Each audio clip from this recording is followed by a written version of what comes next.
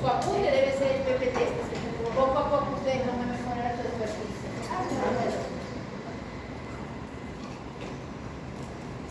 ¿Quién es el segundo premio? Muy bien. Entonces, Caterina, ¿y tú? Listo, los dos extremos. Ya, muy bien. Entonces, un rato va a exponer Caterina, ¿ya? Y otro rato va a exponer Christopher. Pero vamos a poder, voy a tomarme la atribución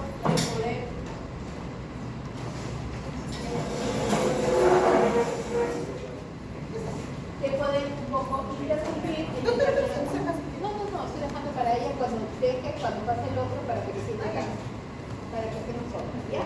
Entonces, vamos a ver a su compañera, que no va a decir, eso le acá conmigo, pero no es de Caterina. Ah, sí, claro, ya tenemos. Yo me lo llevo. Muy bien, entonces vamos a empezar. Ya, el grupo, vamos a hablar de lo que es historia clínica, pero ellos han hecho una presentación enfocada al plan terapéutico y la prescripción. Después vamos a coordinar ya están los materiales en el aula virtual, vamos a ver cómo se van haciendo las otras actividades. Okay. Muy bien, Caterina, somos todo oídos. El día de hoy vamos a exponer lo que es generalidades del plan terapéutico y prescripción, historia clínica enfocada al problema y su relación con el desarrollo del plan terapéutico. Bueno, como introducción tenemos que en la medicina moderna se exige una aproximación integral a lo que es el tratamiento del paciente. El plan terapéutico no solo va a abarcar el diagnóstico y la administración de medicamentos, sino también medidas de prevención, el seguimiento al paciente, educación al paciente y ajustes personalizados según el contexto social y clínico del paciente. Bueno, primero vamos a empezar desde la historia clínica orientada al problema. Esta historia clínica va a ser un punto de partida para que se desarrolle luego el plan terapéutico, puesto que en esto vamos a descubrir los problemas reales que tiene el paciente y las necesidades específicas de acuerdo a su situación o su condición clínica. Esta historia clínica orientada al problema nos va a permitir a la larga lo que es definir objetivos claros en el tratamiento y poder dar luego un seguimiento al paciente. A partir de esta historia clínica orientada al problema ya vamos a llegar a lo que es el plan terapéutico. El plan terapéutico es considerado la columna vertebral de lo que es el proceso asistencial. Este va a abarcar, como ya les mencioné, el diagnóstico, la administración de medicamentos, las medidas preventivas, la educación al paciente y el seguimiento mediante una atención integral al paciente. Pero este plan terapéutico, y dentro del cual está el tratamiento farmacológico y todos los tratamientos y el no farmacológico, se va a dar, bueno, el farmacológico se va a dar mediante una prescripción racional. En esta prescripción racional vamos a tener en cuenta que al paciente se le den los fármacos adecuados, la dosis correcta, el tiempo correcto en el que deben de tomarse, para evitar así mayores costos en el paciente.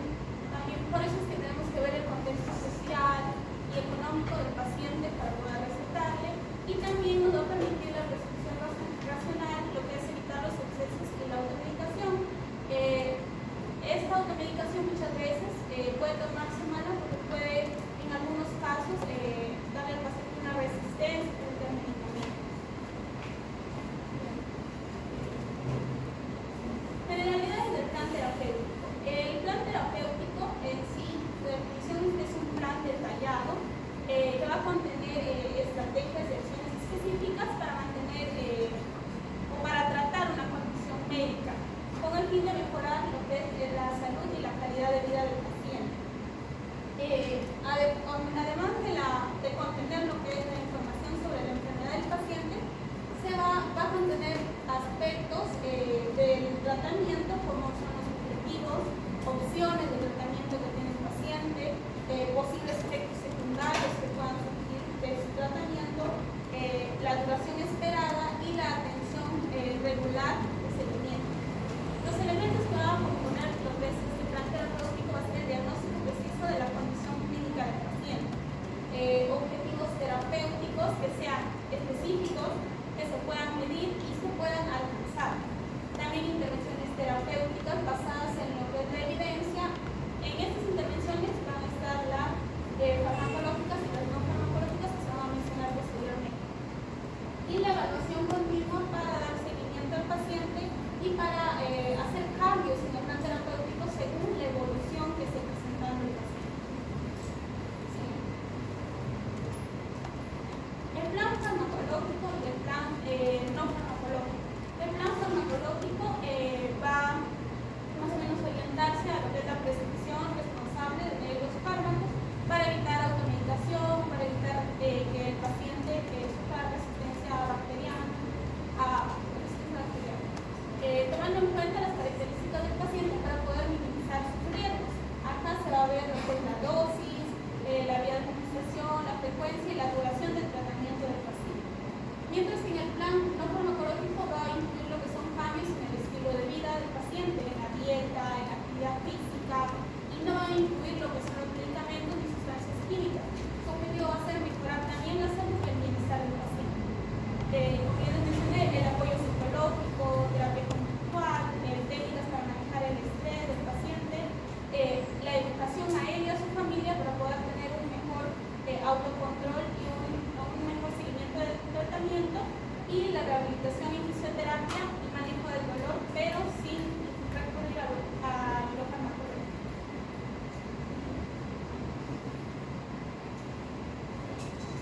Dentro de los principios de la prescripción médica, vamos a definir primero qué va a ser un acto clínico complejo, que está dentro de un marco ético, científico y sistemático que va a guiar a lo que es al personal de salud en el proceso de lo que es la selección, administración, dosificación de medicamentos para que estos sean seguros y efectivos para la condición clínica que presenta el paciente.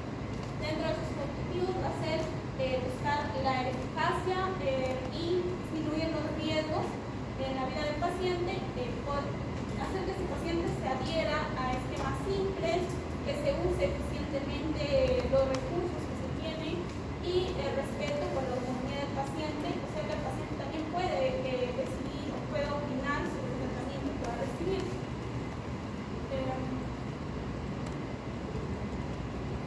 Uso racional de medicamentos. Bueno, el uso racional de medicamentos se va a dar bajo los siguientes puntos. Eficacia, nos vamos a preguntar qué tan eficaz va a ser para tratar la condición del paciente, qué tan seguridad, qué tan seguro es el fármaco que se va a recetar al paciente, y el costo o costo-efectividad, o sea, si el fármaco vale lo que cuesta, o sea, si su efectividad vale lo que cuesta, adecuación al paciente, es decir, que va a estar individualizado según lo que el paciente necesita y sus características específicas, y evidencia científica que soporte el tratamiento que va a recibir el paciente. Dentro de las normas, hay normas éticas que se van a seguir, que son la libertad de prescripción, que el médico va a tener la libertad para prescribir los medicamentos siempre y cuando estos vayan a ser buenos para el paciente.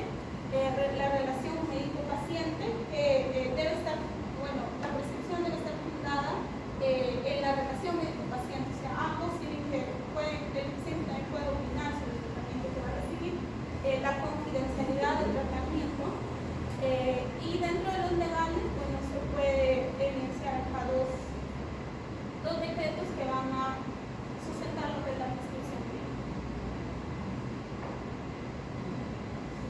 Bien. Gracias. Sí. Vamos a hacer más. Entonces su compañera, Caterine, nos ha hablado del plan terapéutico. Porque corriendo vamos a apoyar a su compañero. En cuanto a lo que es el diagnóstico, los objetivos, la inversión, la intervención y la evaluación que debe de haber. Ustedes ya han revisado historias clínicas, ¿no? ¿Han revisado? Sí, ¿no? ¿Y ustedes visualizan eso? Estamos hablando de diagnóstico, ¿no? Los objetivos, intervención y evaluación, que es el monitoreo. ¿Has evidenciado en algunas no, porque todavía he visto poquitas? ¿Qué notas tú? ¿Tiene asociación con lo que su compañera Caterina Avisa ha dicho? Sí, doctor, en la mayoría de las historias clínicas que hemos revisado, sí. Sí se llega a notar, sí llegaba a notar esa relación. A ver, ¿quién dice lo contrario? Más fuerte, porque estamos subiendo. Yo soy sorda. En algunas historias clínicas faltan, por ejemplo, los objetivos que a donde desea llegar a un plan terapéutico de los pacientes. Pero esto sí. ¿De observación? Sí, lo mismo, doctora. En la mayoría de historias clínicas que hemos revisado hasta ahora, sí hay diagnóstico, hay un plan terapéutico, hay intervenciones, que es el monitoreo, pero no objetivos generalmente. Ya, entonces, ¿cómo te llamas tú? Ángela y tú. ¿Y qué? Jacqueline. Ángela y Jacqueline dicen de que no notan claramente los objetivos o no los notan. Y vamos a seguir viendo ahora lo que dice su compañero y ver qué tanto esta observación, porque su otra compañera dice que sí, ¿no? Ahora, en cuanto al uso racional de medicamentos, donde teníamos que ver la eficacia, seguridad, ¿no? El costo, ¿cómo has visto tú en las historias clínicas que has realizado? ¿Evidencias eso o no lo puedes evidenciar? No lo sabes. ¿Qué opinas de este concepto del uso racional de medicamentos que ha manifestado tu compañera Catherine?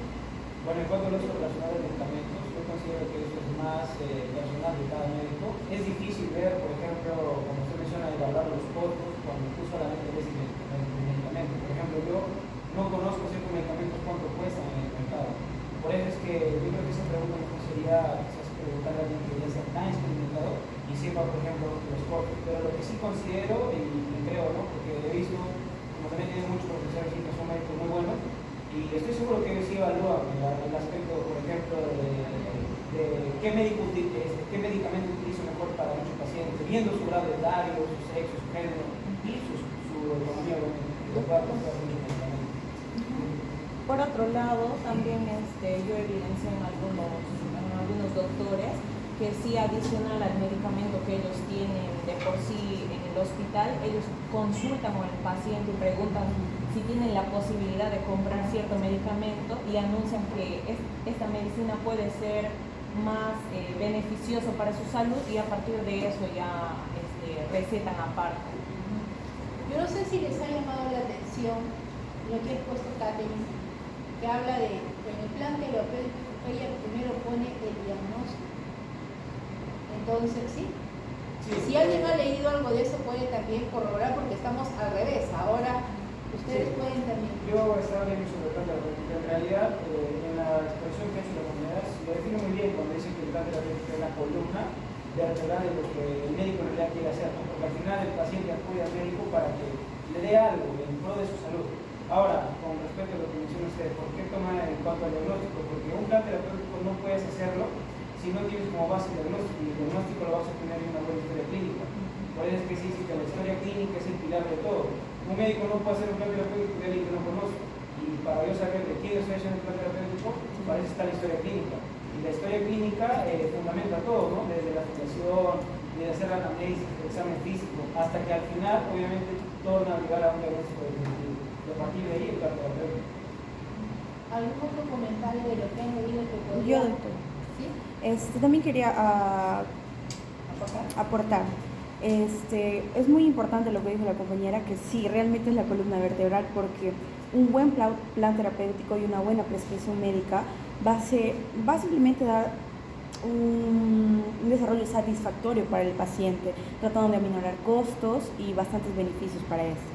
O sea, es muy fundamental y muy importante, empezando con un buen diagnóstico, porque si no tenemos un buen diagnóstico, nuestro tratamiento, nuestro camino no va a ir bien. Muy bien. Jason. ¿Ah? Christopher. Ya, muy bien. Ahora continuamos con Christopher, que va a hablar de la historia clínica enfocada al problema. Bien, la historia clínica enfocada al problema fue propuesta por Lawrence en los años 60, que lo que quiere hacer es organizar correctamente la información en función de los problemas de salud. Aquí los problemas de salud son la clave, ¿no? Vamos a identificar un problema, pero un paciente es todo el mundo, así que van a ser varios problemas, creo que es importante, pero realmente, ¿qué es un problema de salud? ¿Qué es un problema de salud? Está bien, es un problema de salud. A ver, ayúdenlo, dale la mano. No, otro, porque yo no, otro más. Una necesidad. Necesidad, ¿alguien más? Está bien. Ya. Sí, ya. Un problema de salud bueno, vendría siendo una necesidad a la cual quiere ser solucionada, pero siempre y cuando lo va al margen de alguna enfermedad que se vaya. Claro, está Ahora, bien. ¿tienes más participación? Claro, compañera. Sí, Un problema de salud sería un malestar, una queja del paciente que va a afectar la calidad de su vida. Claro, un problema de la salud es cualquier desviación de la normalidad del paciente, incluso de la familia. Puede ser un diagnóstico de hipertensión arterial, puede ser diabetes, puede ser una incapacidad, por ejemplo, ceguera, la amputación de un miembro, puede ser un signo o un síntoma. Realmente son muchos problemas, por ejemplo, lo psicológico, la depresión es un problema de salud. Entonces, cuando nosotros vamos a realizar la historia clínica, claro que vamos a atender el motivo de consulta por el cual viene el paciente, pero dentro de lo que es la anamnesis vamos a identificar más problemas de salud y en base a este listado, que también puede ir por prioridad, de cada uno va a salir un plan específico y va a salir un plan personalizado. Entonces esto significa que la atención que vamos a dar a los pacientes es una atención integral, es una atención completa, por así decirlo. Entonces, para cada problema de salud se genera una hipótesis diagnóstica, se plantean estudios y se plantean tratamientos. Entonces, aquí está bien claro la importancia lógica en organizar y estructurar toda la información ordenada alrededor de los problemas de salud. Bueno, adicionalmente, la historia clínica es el documento médico legal, es la herramienta principal, ¿no?, la cual vamos a realizar en toda la práctica clínica. Y también la historia clínica puede servir como docencia e investigación, ¿no? Aprendemos viendo lo que son las historias. En conclusión, la historia clínica orientada al problema permite ese abordaje integral del paciente, ¿no? Ver todas las necesidades, las múltiples necesidades biológicas, psicológicas y sociales del paciente. Ahora, recordando lo que era... A ver, vamos a ver otro que ha puesto, si no mi manito para recuperar. En la historia que no ha realizado, ¿ha realizado una historia que se llama? ¿Ha realizado una historia? ¿Quién la práctica de no, todavía no? Ya, ¿veías esto de historia clínica? ¿Has notado eso o no? Entonces sería... ¿Ha notado qué cosa? ¿Se ha notado eso? ¿Se ha interpretado? Ya. ¿Has notado que una historia clínica que has revisado que están enfocadas en problemas? ¿Sí o no? ¿Cómo se les protecciona? ¿Sí? ¿En los casos tuyos no has notado? Sí, en hospitalización, ¿no? No en todos los casos. No en todos los casos. O sea, sí, no, y más o menos. ¿No? ¿Sí o no? No todos los casos usan ese modelo. Muy bien. Ahora un poquito. Porque para que veas, ¿sabes? De tus cuatro, los otros dos dicen que sí, a veces no. Entonces ahora vas a mostrar con certeza si realmente ha estado o no ha estado enfocada al problema, porque es una forma de enfocar al paciente, no hay diferentes formas. Es así, pero no siempre. Bien, entonces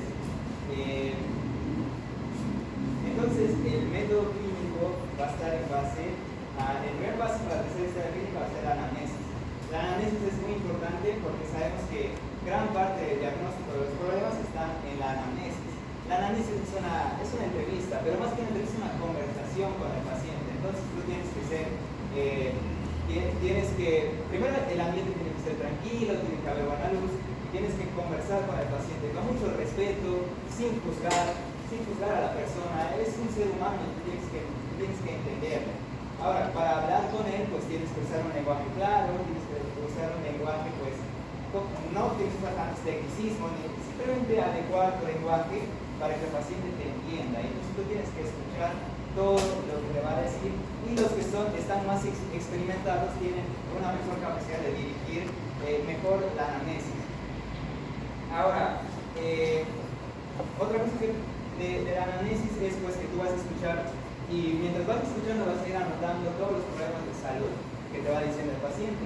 Y entonces para cada signo y para cada síntoma tú lo vas a anotar, y vas a anotar la fecha en la que comenzó y todas las características de este signo y síntoma, ¿no? La fecha en la que comenzó, cuánto tiempo, hasta la consulta, cuánto tiempo ha estado con ese malestar, sus características, ¿no? Si es dolor, pues dónde está localizado, qué características tiene, qué hizo esta persona en cuanto a su problema, qué medicamentos tomó, si tomó medicinas, describir todas las características de la medicina, investigar, esto es una investigación, pero también puede haber tomado tal vez algo que no es farmacológico, tal vez hierbas medicinales o cualquier otra cosa que pudo haber, que alguien le pudo haber recomendado.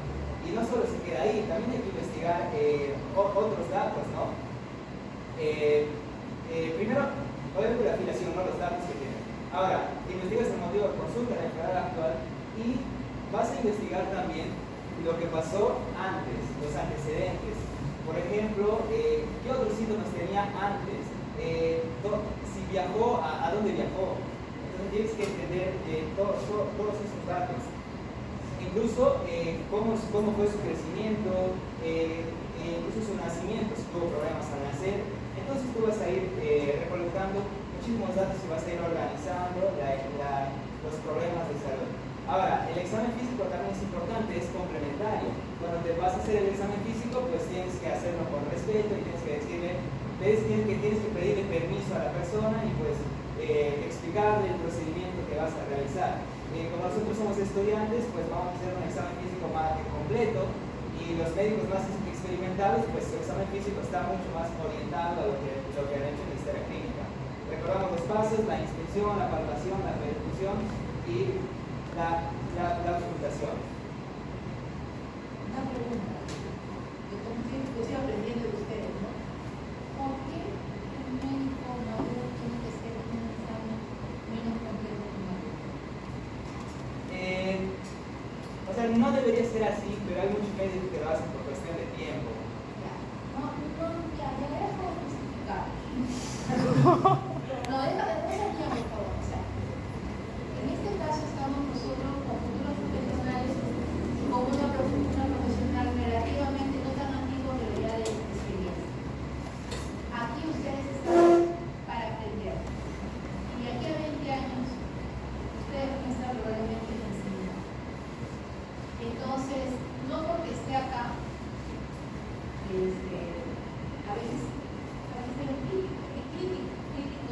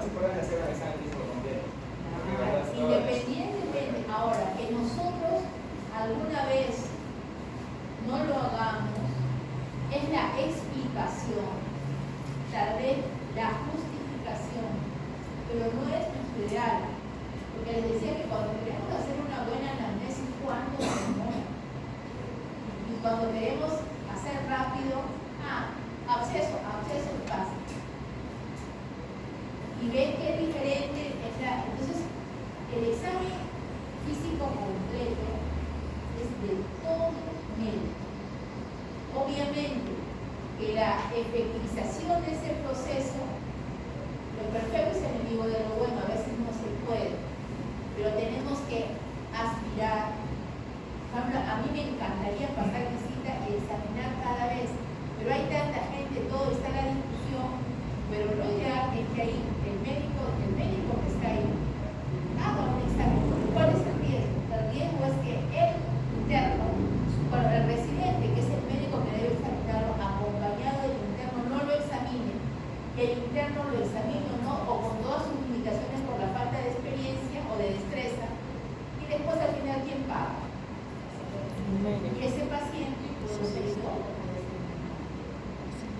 Entonces, recapitulando, el examen físico completo es obligación de todo profesional, médico, o el rama que le corresponde, que a veces no se logra por diversos motivos, pero no es justificación a que no tengo tiempo, es una explicación, pero no es justificación, porque el día que se nos pasa un diagnóstico, ups, tenía una úlcera crónica, ¿y cuántos días? Negra, ¿cuánto tiempo no se le examina ese paciente? Uy, no se le escucha la base, tiene derrame, ups, y entonces es difícil realmente, pero nosotros, ustedes en formación, tienen que observar a todos los profesionales de todas las ramas y ver lo bueno, lo malo, y al final ustedes van a decidir qué van a hacer.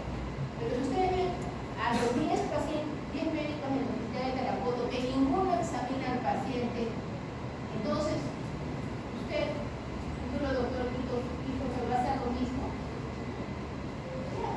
Y cuando te llegue el día que estés ahí vamos a ver si vas a poder o no atenderlos a todos, pero tienen que tener ustedes presente. O sea, la norma, por ejemplo, vamos a cambiar. En la época de, ¿cómo se llama? Griegos, cuando en el pasado, cuando eras deforme, o alguna limitación funcional, ¿no? Ahora sí lo te tiraban los espartanos por el monte del Tayero. Y dentro de la moral de esa persona, de ese grupo, eso era normal, era aceptado, porque era una población guerrera. Y realmente era un estorbo alguien que no diese o algo. Pero ahora nosotros, viendo ya, o sea, esa es la moral que tenemos en ese momento, pero es correcto, éticamente es correcto. Entonces nosotros podemos muchas veces hacer muchas cosas, pero lo ideal es hacerlo completo. Pero para hacerlo completo, yo tendría que tener una cantidad de médicos suficiente para responder, como cuando vas a veces a otros países, que está el médico que ni siquiera escribe, porque otro escribe por él, y examinan todo, y pucha, están con toda o 5 pacientes, 6 pacientes, pero cuando tienes 30 pacientes o tienes que atender o irte a trabajar o hacer otra cosa, entonces no haces cosas generales. Entonces, pues el mito y realidad. Mi mito, ¿no? Y la realidad es otra. Muy bien, Cristian, disculpa continúa. Estás haciendo muy bien.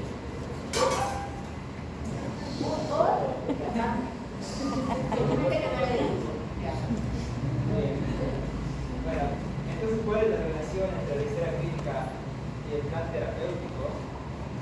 La historia clínica es la base de todo el plan, ¿no?, que vamos a hacer. Entonces, aquí hay una relación, ¿no? Si la historia clínica está bien hecha, el plan va a ser correcto. Porque para que, yo lo he dicho, de cada plan que se ha propuesto, pues vamos a seguir, de cada problema que se ha propuesto, vamos a seguir un plan. ¿Cuáles son los beneficios de una historia clínica bien hecha? Pues ¿cuáles son los beneficios? Es que la información va a estar ordenada de manera clara, ¿ya? Se van a evitar pasar problemas por alto, ¿vale? Y permite un plan individualizado y priorizado. Cada paciente es diferente, no todos son iguales, no todas las enfermedades van a ser iguales, siempre va a haber necesidades que van a haber los pacientes. Y facilita el seguimiento y la enseñanza médica. La historia clínica tiene que ser legible, ¿no? Tiene que ser entendible para todo el personal que esté siempre tiene que estar disponible, no tiene que estar escondida en algún lugar, tiene que estar disponible para todos los que quieran leer y aprender del paciente. La historia clínica lo que hace es ponerle contexto. El contexto es muy, muy importante, ¿no?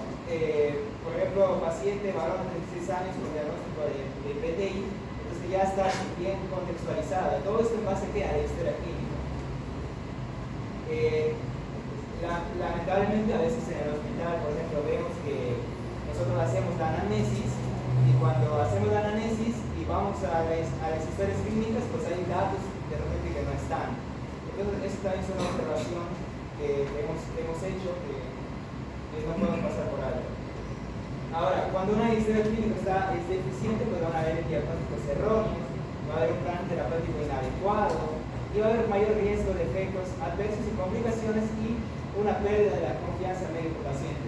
La relación médico-paciente es muy importante. Esta se establece desde que vas a ver al paciente, desde que lo saludas. La relación médico-paciente no se tiene que perder. Si el plan terapéutico sale mal y hay que estar cambiando cosas, entonces la relación médico-paciente se va a perder y además va a aumentar el tiempo de hospitalización. A las personas pues no les gusta estar en el hospital. Entonces, la frase aquí es que un buen plan terapéutico solo se puede construir sobre una historia clínica completa, ordenada y orientada a los problemas.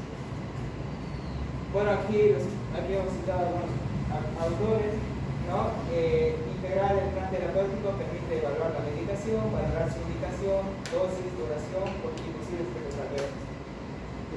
De cada problema de salud identificado tiene que generarse un plan con su seguimiento, organizando mejor la información y facilitando la toma de decisiones clínicas. El plan terapéutico aquí nos dice que es un bosquejo previo que sirve como guía para el proceso de recuperación del paciente, por tanto debe ser detallado.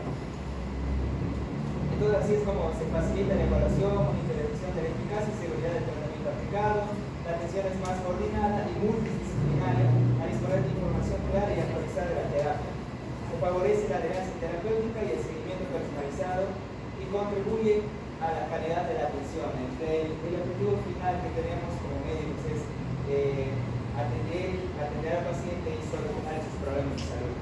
Porque realmente vamos a ver muchos casos de personas que de repente son padres de familia, por ejemplo, y de repente son el pilar de la familia y encima vive lejos, o sea, que esté en el hospital es bastante triste para ellos. Entonces tenemos que atender todos sus problemas de salud. Ahora, como discusión, pues bueno, ya, entonces hay que definir la duración de riesgo.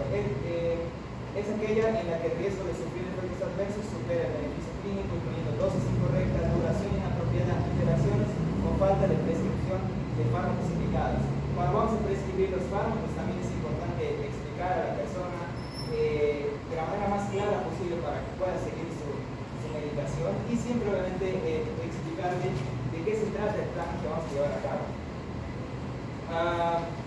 Consecuencia para la salud del sistema sanitario está en relación con un aumento significativo en tasas de hospitalizaciones y morbilidad.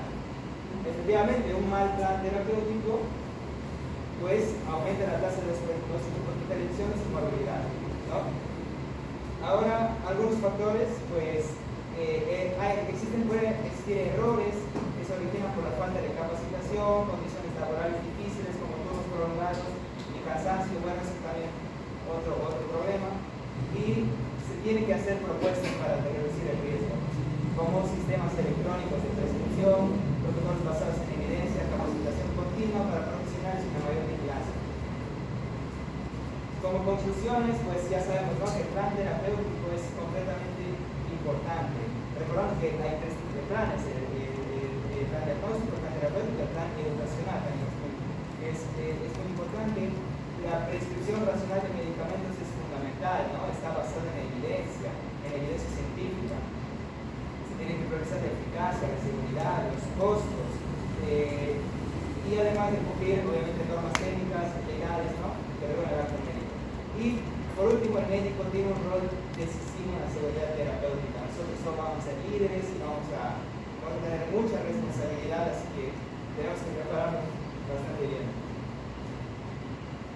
eso es todo.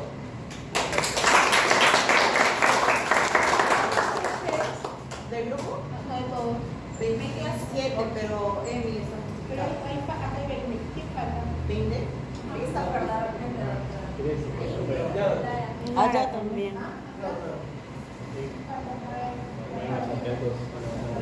Ahora, lo del grupo, algo que importa. Quiero aclarar. A ver. hijo. Algo que aporta.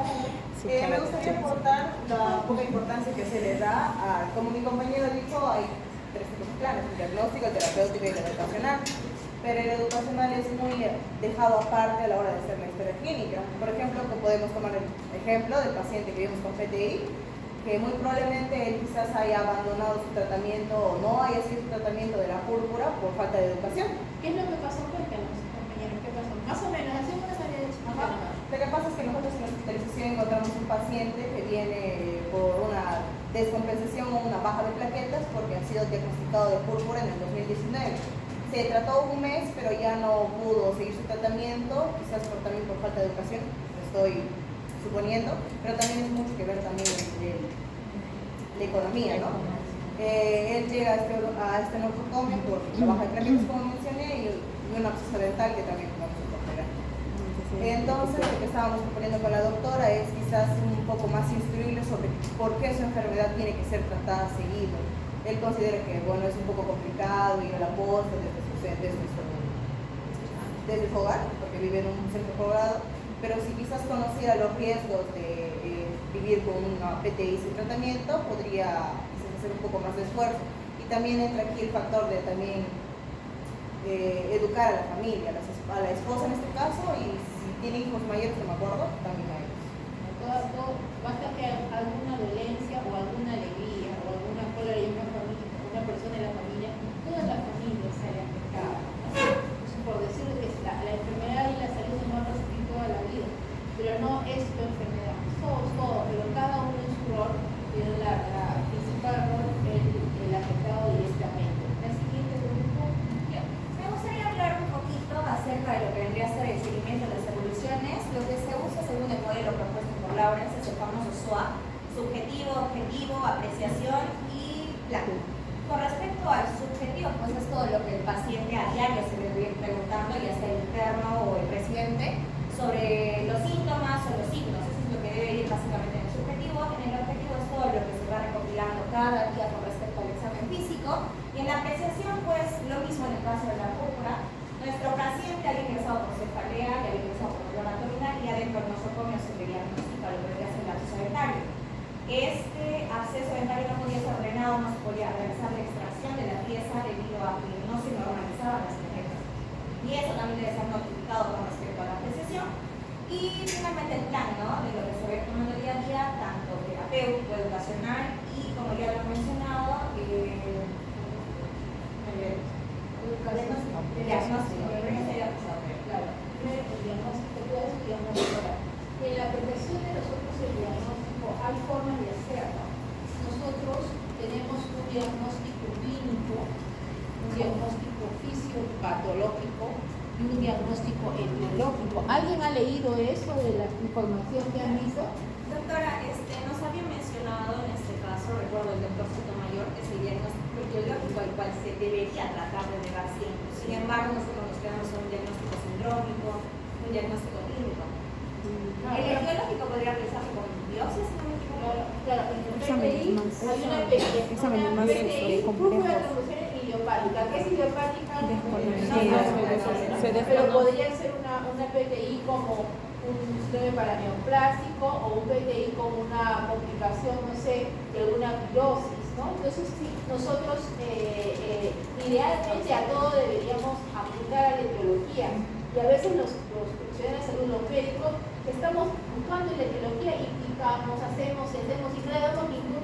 Y el paciente, o sea, hay que haber un balance, ¿no? Por ahí dijeron que el paciente, la familia, nosotros, y eso se llama la triangulación, ¿qué es lo que más necesita el paciente? Yo puedo tener un paciente que sea con un carcinoma grado 5, que está mal, yo quiero saber qué tipo de cáncer o algún detalle, y lo voy a intervenir y todo, sabiendo que esa persona pues después va a estar, a veces tengo que decir, me queda un poco no sé qué tipo específicamente, pero ya sé que cada 5 tiene meses, pero que viva, aunque sea un mes con calidad de vida, y mi ignorancia disminuya un punto, que yo tenga el diagnóstico todo y esta paciente después de esta intervención sufra y padezca, un caso real de que les estoy contando. Ya, otra situación que era lo que es el enfoque al problema diagnóstico. Nosotros tenemos un diagnóstico y este diagnóstico se va directamente relacionado con el plan terapéutico. Si yo pongo un diagnóstico fiebre, no sé la fiebre, entonces mi fiebre, de acuerdo a lo que tiene, yo puedo decir qué puede ser. Por ejemplo, es una fiebre asociada a sudoración nocturna con tos sintomática, entonces yo pongo, entonces hago mi plan terapéutico, ¿no? Primero hago mi problema, fiebre, tos y baja de peso y tiempo prolongado de 2 años. Entonces yo voy a poner mis hipótesis diagnósticas. Primera hipótesis, síndrome febril más síndrome consultivo de consumo. Entonces, y ahí hago mi hipótesis, puede ser TBC, puede ser una neoplasia, puede ser, si es un año neumonía, no lo voy a poner de primero. No, si es asma, no lo voy a poner con fiebre. Entonces eso va a indicar qué le hago primero, una radiografía, qué le hago primero. Ahora, si yo veo un paciente que llega con una hemoglobina de 3, que ha llegado y está, entonces yo no me voy a preocupar, yo tengo que ponerle sangre porque tengo que revisar o viene con dificultad respiratoria, no me voy a poner, no, de frente le pongo oxígeno y a veces entra ventilador y sin radiografía. ¿Por qué? Porque tengo que priorizar. Entonces, de acuerdo al diagnóstico, ya sea por problemas, yo voy enfocando mi tratamiento. Y bien dijeron que el tratamiento debe haber más, pero nosotros habíamos identificado la parte que es la terapia misma, que puede ser farmacológica, no farmacológica, la evaluación que nosotros tenemos, la evaluación psicológica que vamos a darle al paciente. O sea, está dentro de él. O sea, no es que ese paciente, cuando ese paciente tiene púrpura o tiene, no sé, artritis, el paciente que el día de hoy está, entre comillas, sano, ya tiene una enfermedad. Entonces, nadie le gusta ser enfermo. Entonces, nosotros tenemos que garantizar que este paciente sepa lo que representa la enfermedad, porque si no se trauma y se niega a aceptarlo. Y bueno, tenemos el plan terapéutico. ¿Qué plan es? Diagnóstico, terapéutico y educacional. El diagnóstico se hace, el plan diagnóstico es que nos ayuda a contribuir en base a las hipótesis diagnósticas. El terapéutico, el educacional es instruir, pero no se instruye el primer día, se instruye todo el tiempo. Y para que no se olviden de esto de enfermo, les voy a contar una historia. A mí me encanta contar historias. Tenía un pacientito, ¿cuántos años tenía? Tenía 6 años. No, bien. 4 años y medio, 5, diagnóstico de VIH, transmisión vertical. Desde que nació había recibido plaga, sus jarabitos. Entonces se va al colegio y está en un colegio de una ciudad muy pequeña de San Martín. Y el niño convulsiona y se queda hospitalizado 2 días, 3 días. A las 3, 4 semanas nuevamente vuelve a convulsionar y estaba en un lugar donde las personas eran muy religiosas. Yo no tengo nada contra la religión, pero miren hasta qué punto puede llegar esto. Entonces, la señora le dice, no, que no puede venir, hijito. Cuéntame qué es lo que viene, pero confía en mí, le dice la profesora, y eso son las palabras de la señora. Así, si gustas, pero vamos a ir ya. ¿Cómo se llama? Sí, ¿cómo se llama? El hijito tiene VIH. Así sí está en tratamiento. Y el niño ese día estaba con gripe. Al otro día llegan al salón de 4 años. Viene la profesora y dice,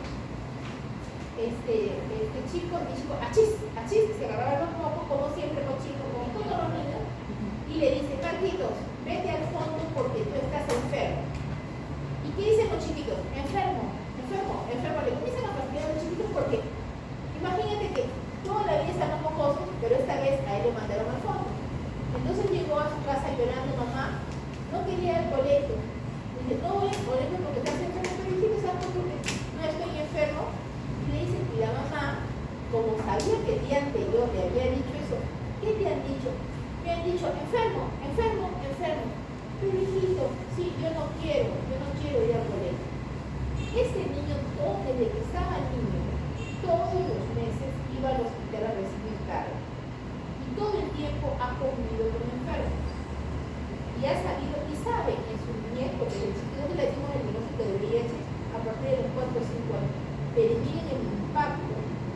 Entonces, la señora todavía no quedó, no se sabe cómo, no se sabe quién, las familiares cuchicheaban qué es lo que tú te dijiste, por qué ha faltado. Resulta que no se podía haber aguantado que había compartido que el niño tenía que ver con la vida. Que tuvo que sacar al niño del colegio en otro lugar. No, nosotros hicimos un escándalo, fuimos a ver, la podíamos votar, porque finalmente lo que estaba el colegio. Pero miren cómo el concepto de enfermo, ¿no? En una cosa que no es una criatura. Porque a nadie le gusta estar enfermo. Y cuando su mamá me dijo, es que estoy con la diabetes, o sea, ya pasó de un... Entonces, ellos suelen ser preocupados, dicen que tengo obesidad mórbida. O sea, el hecho de estar, que a veces dicen, no, pero yo estoy bien, yo estoy sano.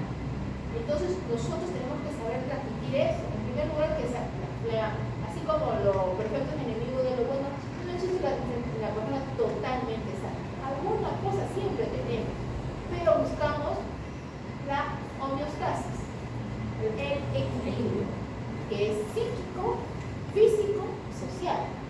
Porque de nada vale que seas un erudito si no tienes amigos. O de nada vale que seas mucha y más cool si realmente o no te relacionas. Entonces el equilibrio de todo es bien difícil. Y la inteligencia más difícil es el saber convivir.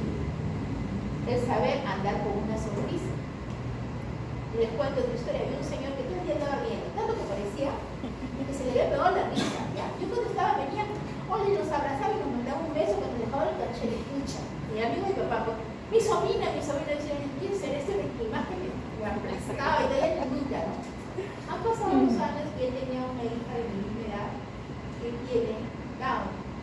Entonces ha pasado, yo tengo una hermana que tiene un chico con discapacidad y un día se encuentra con este profesor y le dice, y la ve y le dice, no sabía que tenía chiquitos con. Sí, le dice, y entonces le dice, lo bueno es que no pierdas la sonrisa. Y mi hermana estaba un poco triste y dijo, porque profesor, usted siempre anda con la sonrisa. Yo me la ponía, pero ahora ya forma parte de mí. Y a mí me llama la atención porque yo ahora lo recuerdo como una persona que era alegre, pero nunca pensé que tenía esa carga de esa niña, porque tú la ves todo el tiempo así, la sobrina, te abrazaba, te mandaba su beso y tú es así. Y su hijita es una niñita Down que es alegrísima, todo, ¿no? Pero él dijo, yo tenía pintada la sonrisa hasta que ya forma ser parte de mí. Porque justo mi hermana le encontró triste, o sea, cuando él le dijo no sabía y mi hermana se puso triste, porque ese señor no lleva, él era 80 años ahorita, pero cuando yo lo conocí yo tenía 20 años, era amigo de todo. Y entonces, el transmitir, o sea, ese saber vivir es, entonces ustedes en toda persona a veces van a encontrar a una persona muy sencilla que la ven alegre todo, tienen que aprender de ella. Y la inteligencia no solamente está en el libro, y la más difícil es saber convivir y estar alegre, a veces no con una sonrisa pegada, pero sí con ver, completamente convencer, porque la alegría lo importante que es porque te das endorfina todo y al final cualquier cosa es superable, ¿no? Bueno, continuamos, muchas gracias, ya, seguimos. La sorpresa, el caso clínico sorpresa. Aplaudamos a sus compañeros.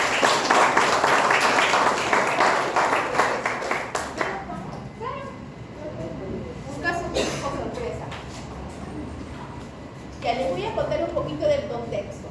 Es un paciente de 28 años con diagnóstico de VIH que había estaba en tratamiento y lo abandona, si no me equivoco. Perdón, espérate, ¿cómo era él? Este chico lo abandona o no lo abandona. Bueno, estaba con tratamiento Me parece que lo abandonó al poco tiempo y después es diagnosticado.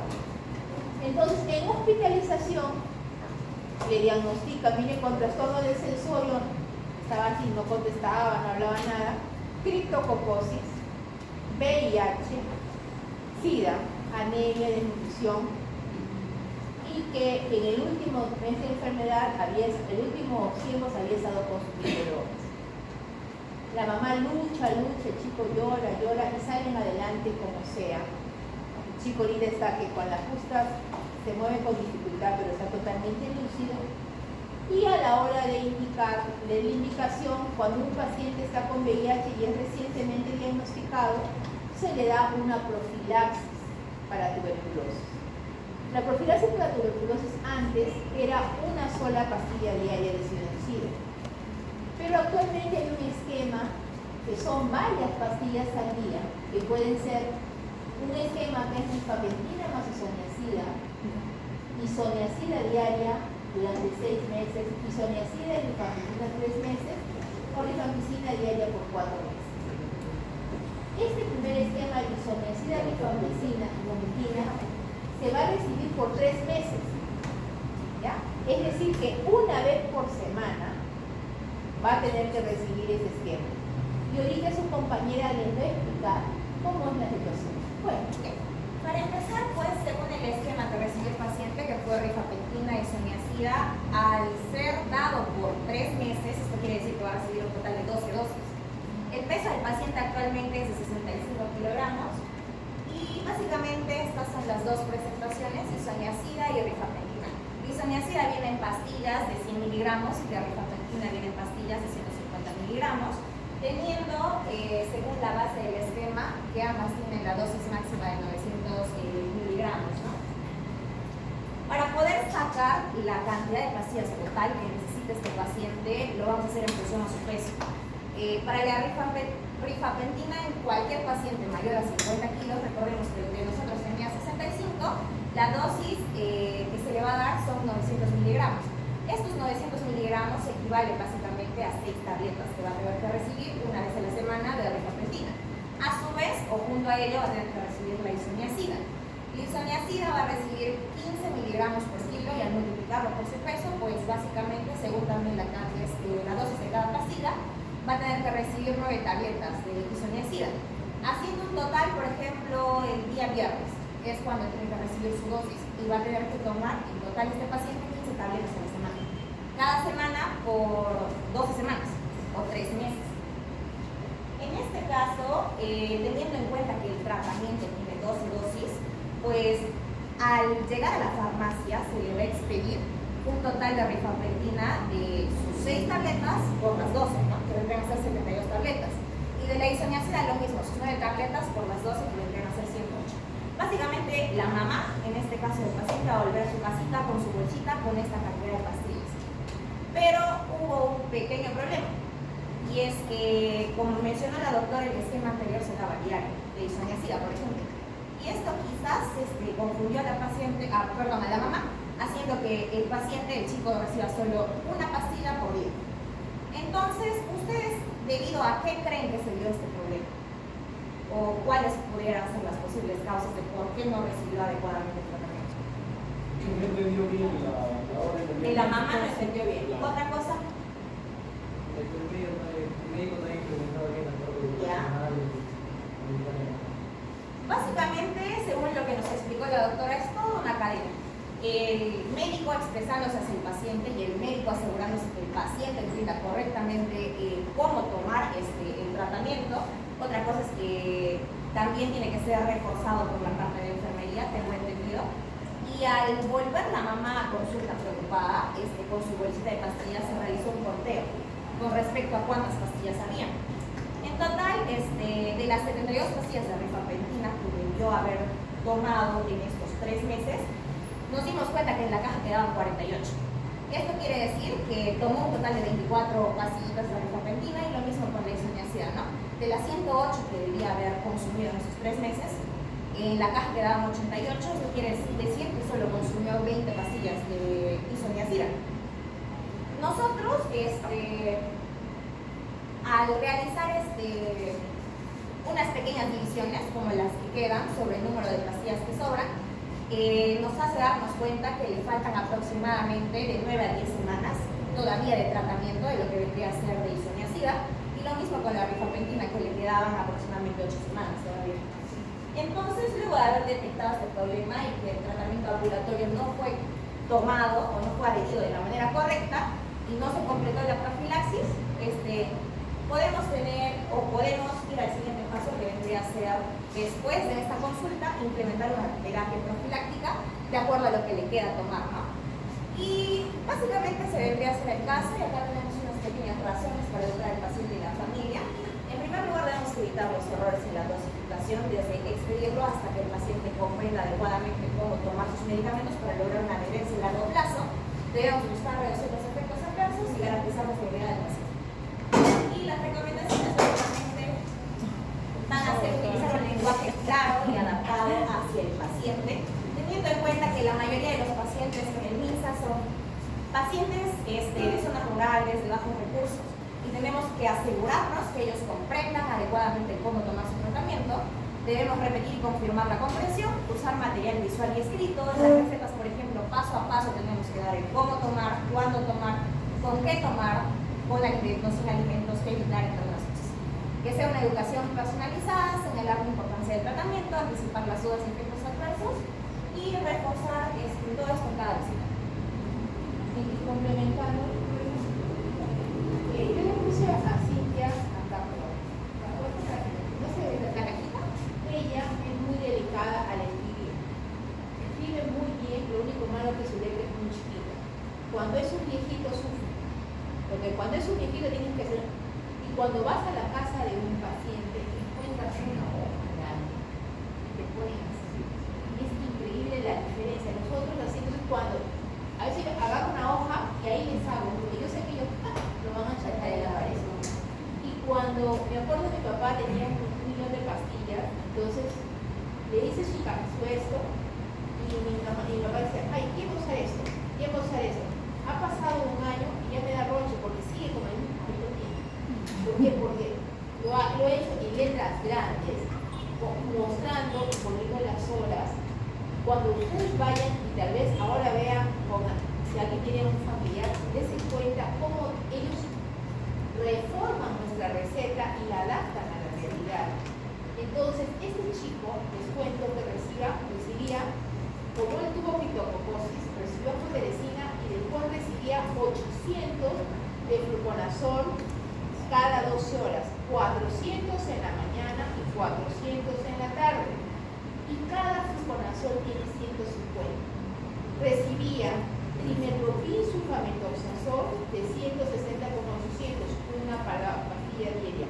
Recibía el TAR, que es una pastilla diaria de tenofovir, vitamina más dolutegravir. Con una sola medicamento. Recibía su piridoxina y recibía esta medicación que es una vez por semana. La señora jura y perjura que no le ha explicado bien y la verdad que no encontramos esta receta. En este caso, puedo decirle que es muy probable que definitivamente fallamos a la hora de la prescripción del médico. Pero ¿qué pasa? Cuando un paciente en un programa, como sabemos que los pacientes, y en general debería tener todo, pasa donde la enfermera o pasa a la farmacia, porque el farmacéutico no es su función prescribir, como lo vemos en todas las farmacias del Perú, pero su función sí es verificar esa receta y reforzar esa receta. Esta paciente no fue reforzada por la enfermera y mucho menos por el farmacéutico, se fue con su bolsa y ha hecho lo que ha pensado, lo que ha creído. Pero les cuento que también he tenido pacientes que dicen, ay, no mucho, una nomás toma, porque esta medicina me está matando. Y la que ustedes nunca se van a olvidar, otro niñito con VIH. Bueno, yo sé que ustedes tienen con VIH, por eso quieren meter todas esas cosas. Le damos nosotros su receta de VIH y el niño tomaba dos cucharaditas de jarabe en la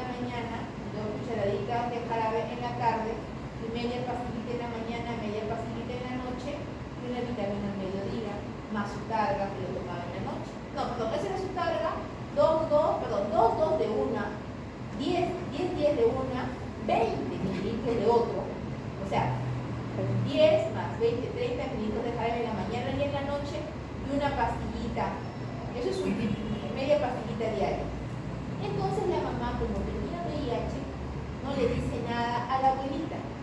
Y consigue un nuevo trabajo y se pone a trabajar y le dice, dale las vitaminas a mí. ¿Qué hace? Le comienza a dar y dice, y le deja de dar. Entonces pasa 2 o 3 meses y ella no se puede seguir. El niño sale con el virus así. Le digo, ¿cómo es posible que? Le digo, no doctora, nosotros le damos todos los días. Repite. Y en eso me dice, doctora, es que yo no le estoy dando. Me está dando la abuelita. Y ya se explicado qué es tratamiento del VIH. Y la abuelita había dejado, o sea, ¿qué tanta vitamina el pobre nieto que le están dando? La abuelita no sabía que tenía VIH. Nunca le habían dicho que tenía VIH, porque dice que si le decía, iba a odiar al esposo. Entonces, pero es que todo tiene una lógica. O sea, o sea, ¿por qué no le dijiste? Porque si no iba a odiar a mi esposo. Y ellos, a pesar de todo, seguían juntos. Y el niño pues ella le había transmitido todos los 3, al final el niño estaba con VIH. Entonces miren cómo repercutió. Y ese niño ha hecho resistencia, porque por más de 4 meses ha tomado a lo que la abuela se le ocurría. Hoy día le daba una, hoy día le daba otra, le daba la otra, y como el niño ha estado como 5 o 6 meses tomando mal, y al final ¿ya? A ver, muchas gracias.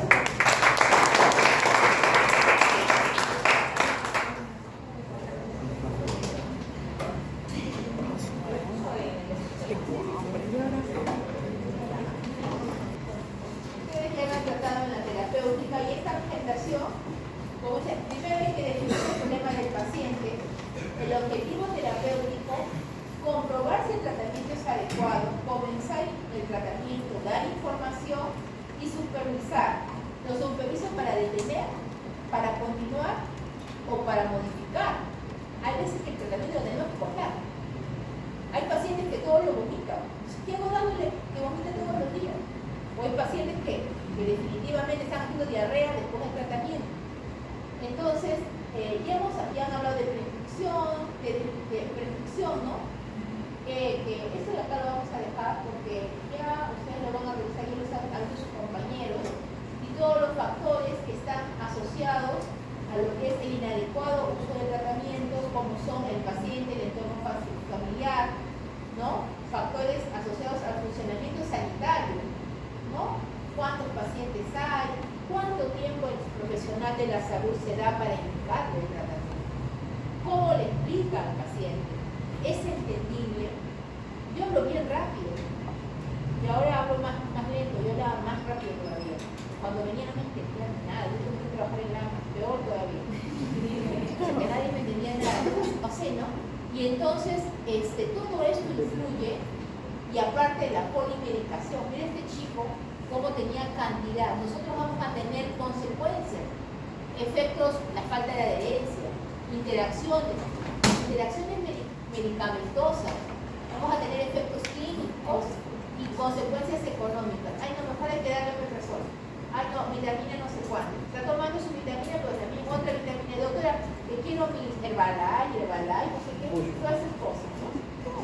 Entonces, hay principios de la prescripción prudente que supongo que habrán leído ese libro, porque es obligatorio, que tiene que ser pensar más allá de los medicamentos.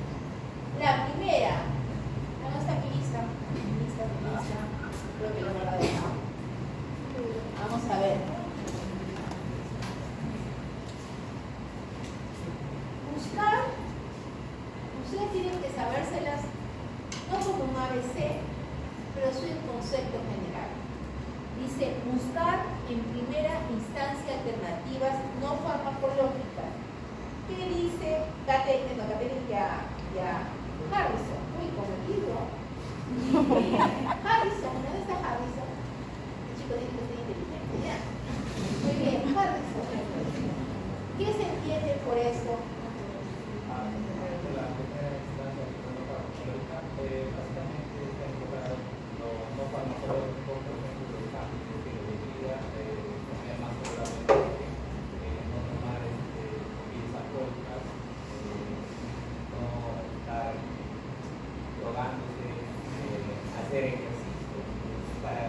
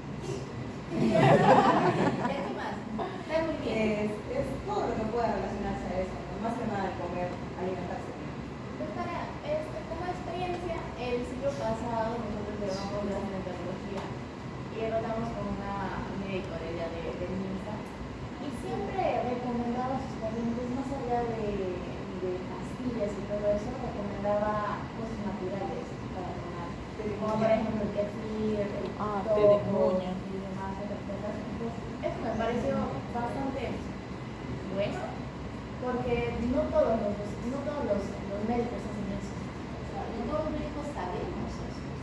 Y es muy distinto. Si nosotros estudiamos un curso de llevar todos en está bien. Porque, por ejemplo, cuando tú te vas a España, y hay toda una rama de medicina ayurveda, y hay toda una natural. O cuando te vas a China, que yo sí conozco, y hay una farmacia de pura hierba, no encuentras ninguna, y las pastillas están hechas de hierba. O sea, y es más, ingresar a la facultad de medicina de ese tipo es más difícil que ingresar a la otra. Tienes un año más de estudio. Entonces, imagínate. ¿No? Entonces, sí, es muy bueno. Tal vez el reto sí. Yo quería que me sientes contestar. La siguiente. Principio. Tratar las causas subyacentes de los problemas de salud. Por ejemplo, tiene que ser de problemas de salud en lugar de centrarse exclusivamente en los síntomas. A ver, ¿qué dice Brian? Doctora, en primer lugar, lo que se trata de este principio es primero elaborar una buena historia clínica para darle un buen diagnóstico al paciente y no solamente enfocarse en la vida paciente. Por ejemplo, si el paciente viene y me dice, me duelen las articulaciones de mis manos, ¿no? Entonces yo le doy nada más un calmante para que le quite el dolor. Yo lo que debo hacer es evaluarlo bien y darle pues, un diagnóstico y darle el tratamiento para curar la enfermedad subyacente.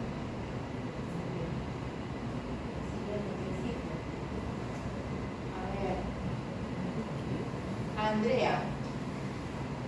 Andrea, buscar oportunidades para la prevención en lugar de centrarse exclusivamente en el tratamiento de síntomas o de la enfermedad avanzada.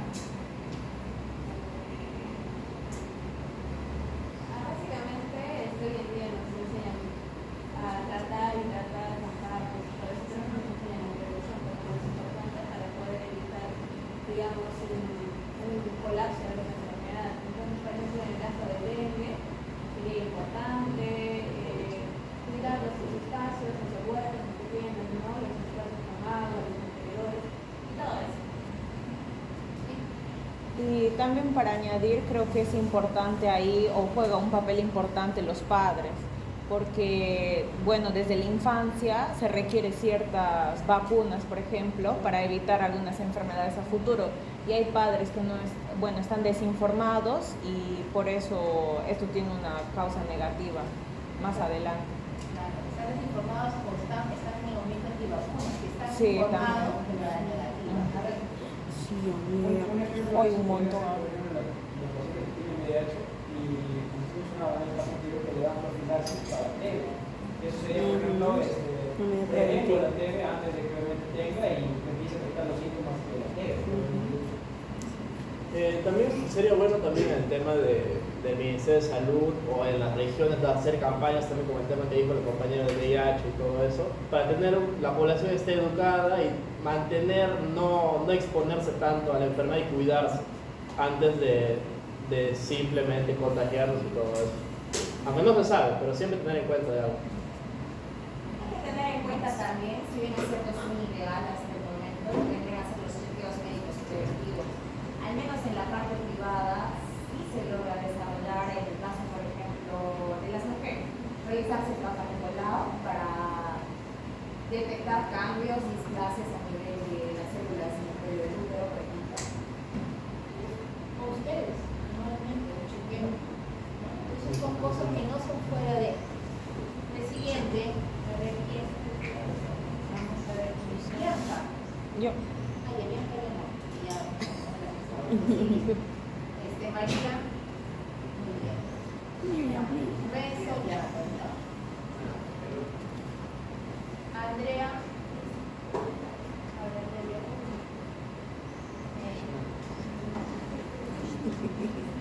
¿cómo se llama? Anthony, Cabrera,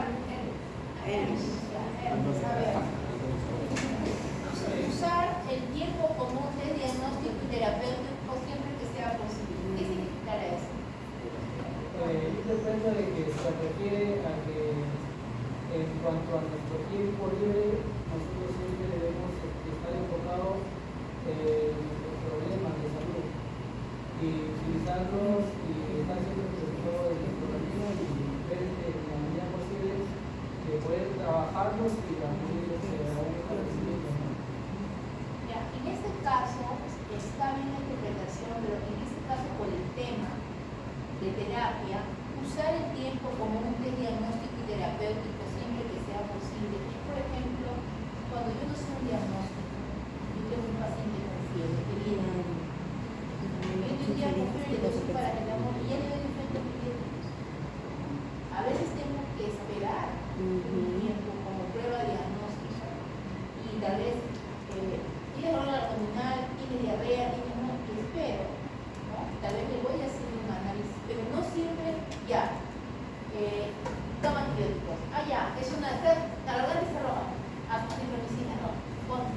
Pues hay una prueba, usar un tiempo como de diagnóstico y terapéutico, porque hay veces, tengo un paciente que está con dos puntos, estuvo con moco, todos en la familia estuvieron con fiebre, con mocos, y él está, yo ya sé que está en la virosis, si él está con un buen apetito y todo, simplemente espero, le doy un sintomático, pero no me desespero, porque el tiempo también es parte de la evolución. O sea, el test diagnóstico y terapéutico, ¿no?, se refiere a eso, siempre que sea posible, pero no voy a estar esperando que se pase solito todo, no es así. Pero tampoco me voy a ir a otro extremo, ¿no?, que ya todo le voy a medicar cuando ni siquiera sé que estoy medicando.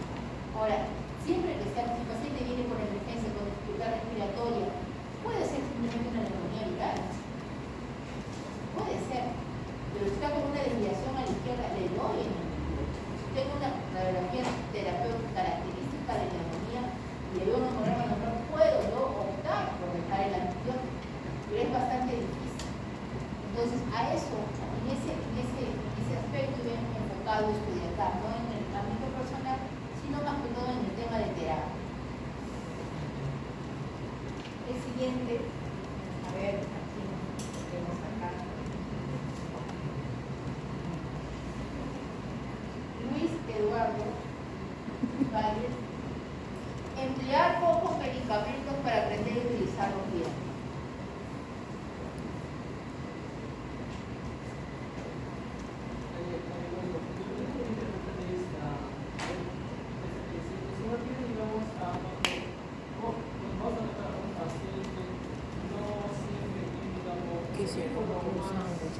Suave, digamos, y desesperarse hasta ir lo más rápido.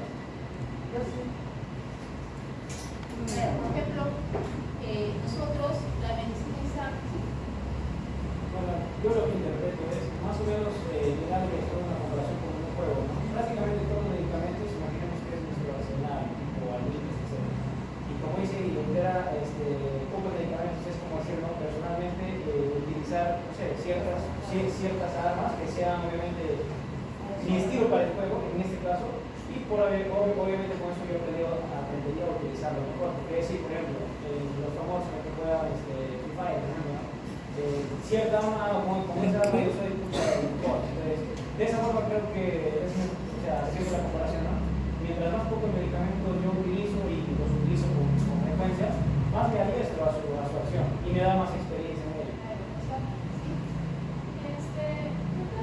Está relacionado al uso racional de medicamentos en cuanto a saber cómo emplear bien los medicamentos que está mal.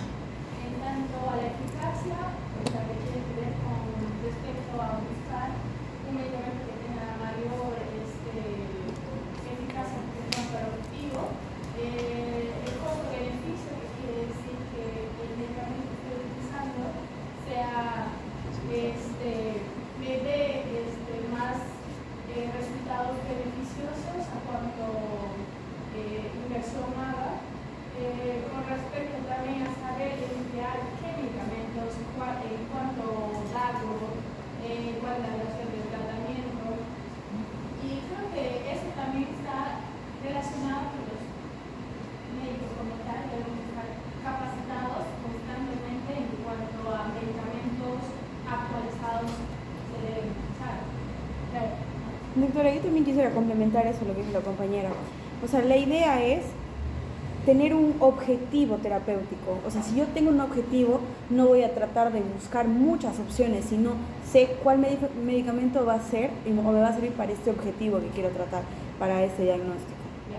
Miren, hay el uso racional de medicamentos es parte de nuestra estrategia terapéutica en general.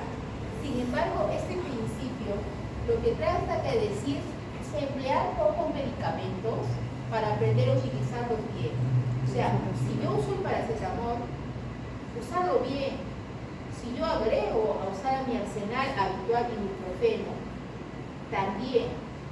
Porque ¿qué pasa? Hay tantos medicamentos y no están con que hagas, pero cuando tú domines, sabes hacer un arroz con pollo, sabes hacer un pollo rico, no es riquísimo, entonces tú sabes hacer bien el arroz con pollo. Después ya sigues con un chaufita, después sigues con un pollo a la brasa. Entonces, ¿pero qué pasa si yo hago arroz con pollo todo y todo está? Y como él, ¿no? El que le gusta ganar, sabe manejar bien sus armas. Claro. Es que, escucha, que yo veo a mis sobrinos cómo juegan. Yo los he visto. Jugadorazo. Claro, y cada uno sabe cuál es, y entonces, porque cada herramienta tiene, y hablando de herramientas, en este caso a fármacos, tiene sus pros y sus contras. Pero en la medida que una cosa es que el papel te diga, y otra cosa es que tú lo comiences a utilizar, y dices, mire, esto es así, ¿no? Cuando tú le das en esta dosis, yo le desescalo así. Entonces, volverse un experto en pocos, probablemente conforme va a pasar el tiempo, vas a adquirir más y vas a tener un mayor arsenal, pero lo importante es empezar con poco, pero hacerlo bien. Pero que me lleno de un montón y no hago nada bien, o no gano ni una partida, no, te la aseguras bien, ¿no? Entonces, sabes hacer con quién te vas a defender, o te podría tocar mejor. Con este me defiendo, con este ataco mejor, este no responde bien, este nunca contesta, ya sabes, ¿no? Entonces, y así entonces, a eso, este principio, o sea, lo que ustedes han dicho está bien, pero este principio se refiere a eso, de lo menos y mejor que debemos hacer las cosas. La siguiente, evitar cambio continuo de medicamentos. A ver, Mary,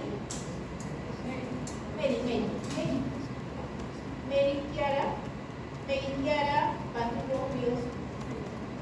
Sí,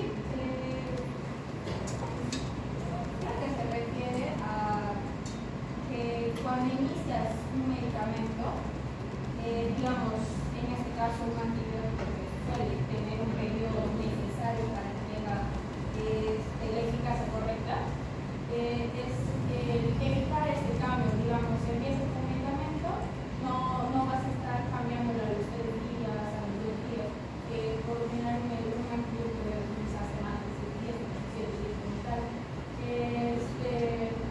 para evitar también que los medicamentos tienen diferencias en cuanto a insulación o también la aparición de reacciones adversas, ¿no? Claro, entonces tú evitas cambios continuos porque tienes la evidencia, porque tú ya sabes qué vas a utilizar, cuál es el más efectivo. Entonces no lo estás al azar, ¿no? O porque te lo recomienden, ¿sí? Pero eso también creo que es importante enseñar a los pacientes, porque como nosotros estamos estudiando, sabemos que ciertos medicamentos, que tomamos un día y recién a los 3-4 días vamos a ver mejoría. Nosotros sabemos eso porque lo estamos estudiando, pero a veces los pacientes no saben y piensan que en la primera toma ya deben estar mejor, y ellos mismos son los que van cambiando, van Y rotando. para que quieren que le baje la fiebre. Claro, entonces eso también es importante enseñarlo, ¿no? El otro es, a ver, Cristina Gregorio.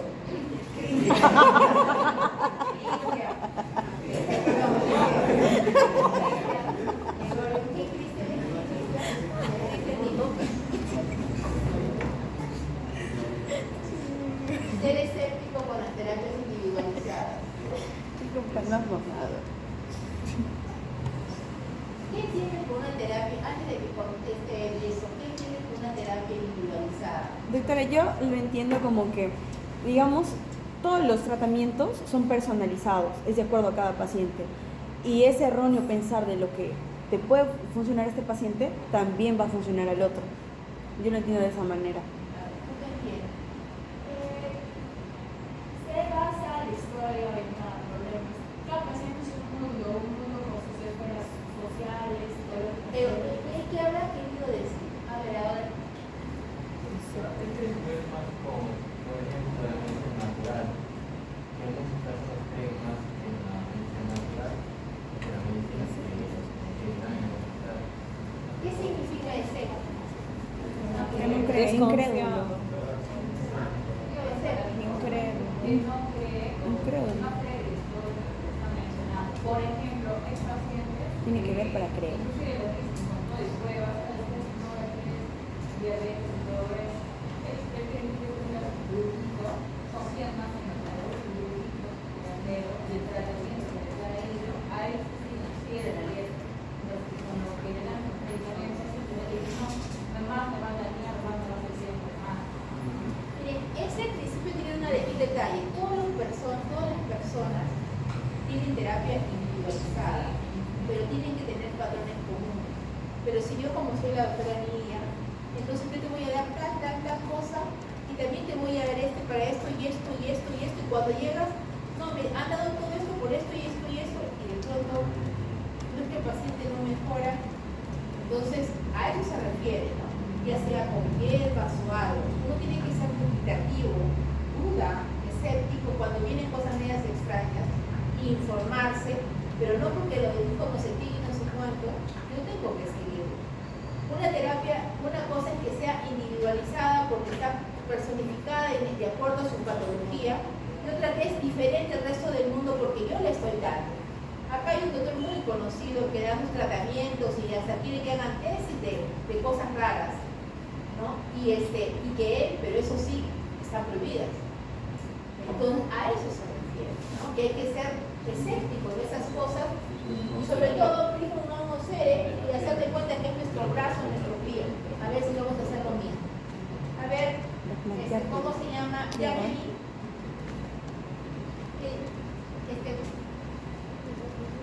Siempre que sea posible empezar el tratamiento con un solo nombre. Es que yo lo relaciono más a que, para empezar, el que mucho abarca, poco aprieta. Siempre es mejor empezar con uno, si lo va a hacer bien, quedarme con eso. No es necesario estar con polifarmacia, si no es necesario para la enfermedad. Salvo que ya sean esquemas, por ejemplo, en TDC, que se Claro. sabe que tiene que estar cuaterapia porque tiene toda una fisiopatología que lo soporta, ¿no? Ahora, el 9, vamos a ver, el 9 dice, ante un nuevo problema de salud, pensar en primer lugar si puede tratarse de una reacción adversa al medicamento. Cuando estamos en un tratamiento, pensar en la posibilidad de una reacción adversa, porque a veces uno puede pensar en otra enfermedad y es el mismo medicamento, entonces tenemos que indagar, averiguar, ¿no? Informar a los pacientes sobre la posibilidad que se produzca una reacción adversa, así sea paracetamol. Es importante que le informen, porque si no el paciente, un paracetamol cada 6 horas, que vienen con una hepatitis tóxica, ¿no?